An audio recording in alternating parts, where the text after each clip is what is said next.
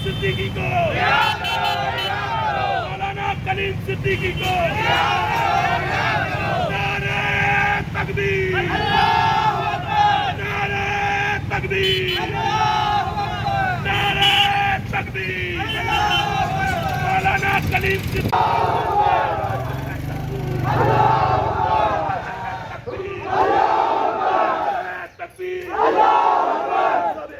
हम सब हम सब हम सब हम सब नारे तकबीर, मौलाना कलीम सिद्दीकी को,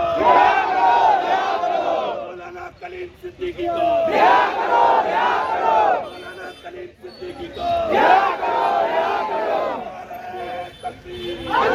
और जो इजाजत संविधान ने दी है उसको शामिल के ही काम करना है। मुझे वक्त में योगी सरकार सिर्फ अपने इलेक्शन के लिए ये हालात पैदा कर रही है।